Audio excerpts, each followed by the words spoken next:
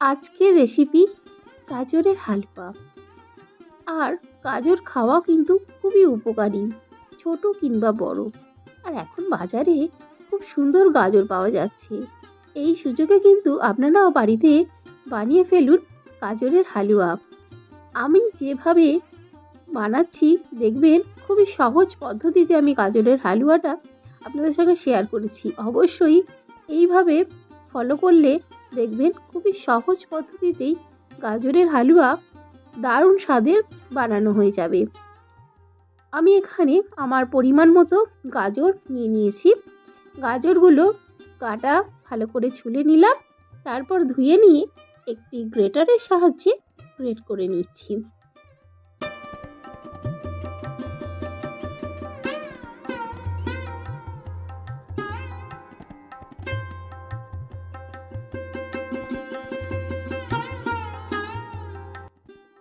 খুব সুন্দর করে গ্রেট করা হয়ে গেছে, খুব ফাইনভাবে হয়েছে। এবার রান্নায় চলে যাই। আমি কড়াইয়ের মধ্যে দিয়ে দিয়েছি গাওয়া ঘি। এত ঠান্ডার জন্য ঘিটা জমে গিয়েছিল, তাই এটা ভালো করে মেল্ট করে নিতে হবে।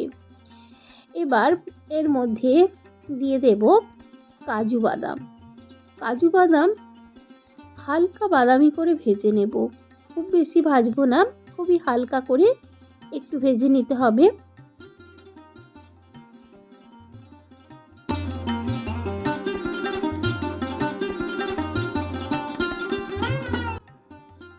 ভাজা হয়ে গেছে, এগুলো একটি পাত্রে তুলে রেখে দেব। আর এর মধ্যে আরও কিন্তু একটু ঘি দেব। একটু ঘিয়ের পরিমাণটা বেশি হলেই কিন্তু গাজরের হালুয়া খুবই টেস্টি হয়, কেননা গাজরগুলো ঘিয়ের সঙ্গে ভাজবো, তাই আরেকটু ঘি দিয়ে দিলাম, আরও 1 চামচের মতো। এবার এর মধ্যে দিয়ে দিচ্ছি 2টো ছোট এলাচ। ছোট এলাচগুলো ফাটিয়ে দিয়ে দিয়েছি। এবার গ্রেট করে রাখা গাজর দিয়ে দিচ্ছি। গাজর খুব সুন্দর করে 2 থেকে 3 মিনিট সময় ধরে একটু ভেজে নেব। প্রথমে কিছুটা দিলাম, তারপর বাকিটাও দিয়ে দেব।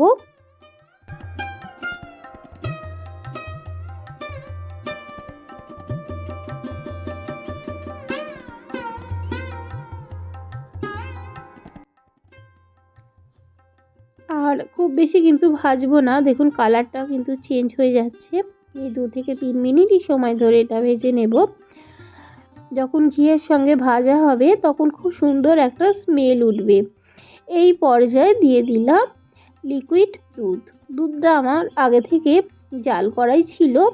এর মধ্যে প্রায় 1 কাপের মতো আমি দিয়ে দিলাম দুধ। এরপর আরও কিছুটা দুধ লাগবে, আমি প্রথমে অল্পই দিলাম। আর এটা আগে থেকে জাল করে একটু ঘন করে রাখা আছে। আরও আমি দিয়ে দিলাম 1/2 কাপের মতো দুধ।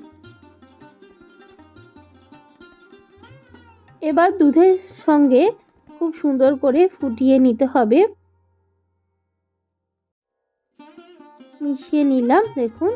এবার অনেকটাই সময় ধরে কিন্তু রান্নাটা করতে হবে। এই পর্যায়ে দিয়ে দিলাম একটু গুঁড়ো দুধ। এখানে আমি আমুল স্প্রে ব্যবহার করেছি, 2 চামচের মতো দিলাম। আমুল স্প্রেটা দিলে কিন্তু গাজরের হালুয়া খুবই ঘন হবে আর খেতেও খুবই টেস্টি হবে।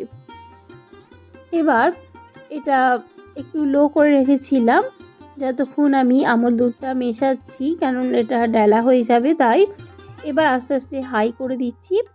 হাই টু মিডিয়াম করেই রান্নাটা করব। আর এর মধ্যে দিয়ে দিলাম মিষ্টির জন্য, এখানে দিয়ে দিয়েছি গুঁড়ো গুড়, তালের গুড়। আমি এখানে গুড় ব্যবহার করেছি, আপনারা চাইলে এখানে চিনিও ব্যবহার করতে পারেন বা কোনো গুঁড়ো ব্যবহার করতে পারেন। অনেকটাই কিন্তু ঘন হয়ে গেছে, এইভাবে কিন্তু ফুটিয়ে ফুটিয়ে এটা ঘন করে নিতে হবে। দেখুন আমি গ্যাসের ফ্লেমটা আরেকটু বাড়িয়ে দিয়েছি। এবার দিয়ে দিচ্ছি ভেজে রাখা যে কাজুগুলো ছিল তার মধ্যে থেকে কিছুটা দিয়ে দিলাম। দেখুন অনেকটাই কিন্তু টেনে গেছে। আর একটু ফুটিয়ে নেব। দেখুন ফুটিয়ে এটা ঘন করে নিচ্ছি। এবার কিন্তু এটা তৈরি হয়ে গেছে। গ্যাসের ফ্লেমটা বন্ধ করে দেবো। একটু ঠান্ডা হলে কিন্তু আরও এটা টেনে যাবে।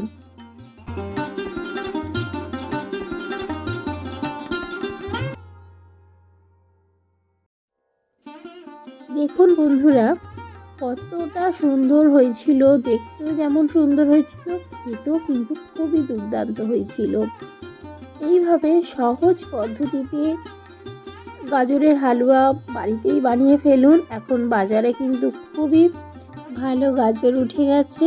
আপনারাও খুবই সহজেই এইভাবেই গাজরের হালুয়া বাড়িতেই বানিয়ে ফেলুন।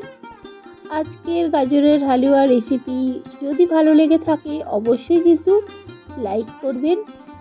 যদি একটু বেশি ভালো লেগে থাকে বন্ধুদের সাথে শেয়ার করতে ভুলবেন না। পুরনো বন্ধুদের অনেক অনেক ভালোবাসা, আর নতুন বন্ধুদের বলছি আমার চ্যানেলটা সাবস্ক্রাইব করে পাশের বেলটা অল করে দেবেন। সকল বন্ধুরা ভালো থাকবেন, সুস্থ থাকবেন। Thank you.